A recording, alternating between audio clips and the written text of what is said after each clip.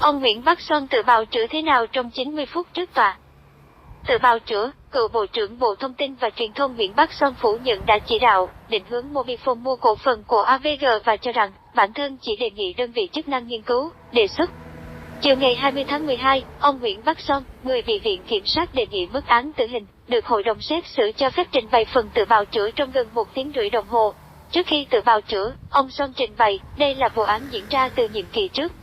Bản thân ông cũng như một số người ở đây sẽ có lúc nhớ, có lúc quên, quá trình điều tra sẽ có người nói đúng sự thật nhưng có thể có người khai chưa chính xác vì yếu tố chủ quan, khách quan. Ông nói. Theo ông những lời tự bào chữa của ông sau đây có thể nhạy cảm vì liên quan đến một số người từng là đồng chí, đồng nghiệp và cả người từng là cấp dưới của ông. Cựu Bộ trưởng mong tòa án và Viện Kiểm sát căn cứ các tài liệu để xác minh, thẩm định, đối chiếu với phát biểu của ông để đánh giá sự thật khách quan. Bị cáo Nguyễn Bắc cũng hoàn toàn nhất trí việc Viện Kiểm sát truy tố ông 2 tội danh, cho rằng như vậy là đã đúng người, đúng tội.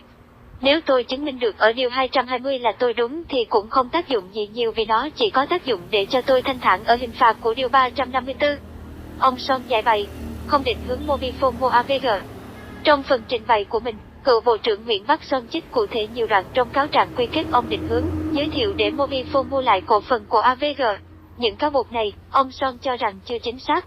Theo ông căn cứ chức năng, nhiệm vụ được giao thì Mobifone đề nghị Bộ Thông tin Truyền thông được đầu tư dịch vụ truyền hình bằng hình thức mua lại nhà dịch vụ đã có sẵn. Khi nhận được công văn, ông chỉ bút phê chuyển vụ quản lý doanh nghiệp nghiên cứu, đề xuất. Vụ quản lý doanh nghiệp có phiếu trình nói đề nghị của Mobifone là phù hợp với ngành nghề kinh doanh, tăng khả năng doanh thu trong thời kỳ mới. Việc mua nhà dịch vụ có sẵn hay đầu tư mới đều đúng quy định pháp luật. Tôi thấy phù hợp và sau đó Mobifone triển khai các bước tiếp theo. Ông trình bày và khẳng định, bản thân Mobifone đề nghị được đầu tư dịch vụ truyền hình.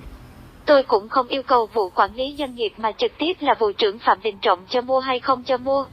Ông nói thêm, việc mua AVG, theo ông phù hợp vì 3 căn cứ.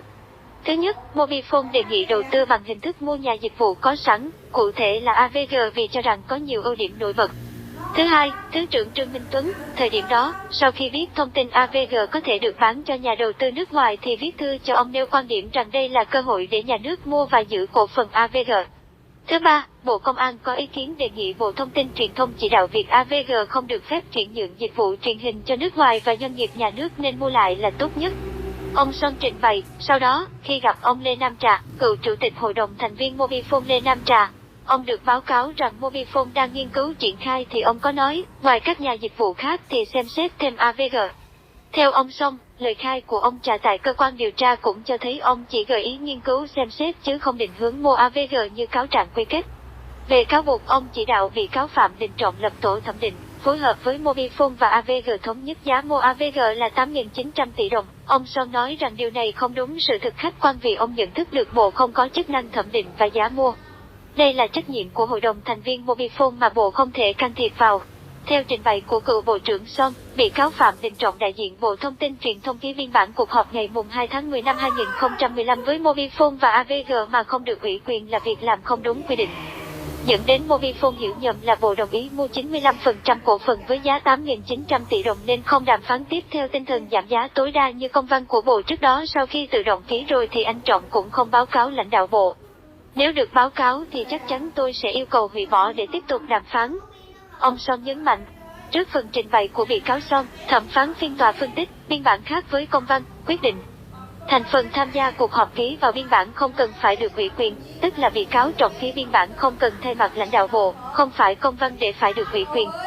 Cuối phần tự bào chữa, bị cáo đề nghị tòa xem xét giảm nhẹ hình phạt cho các bị cáo khác tại Bộ Thông tin Truyền thông và Mobifone, đồng thời cho biết mình đã gặp gia đình và trao đổi việc sớm khắc phục số tiền đã nhận bất hợp pháp. Tiến Nguyên.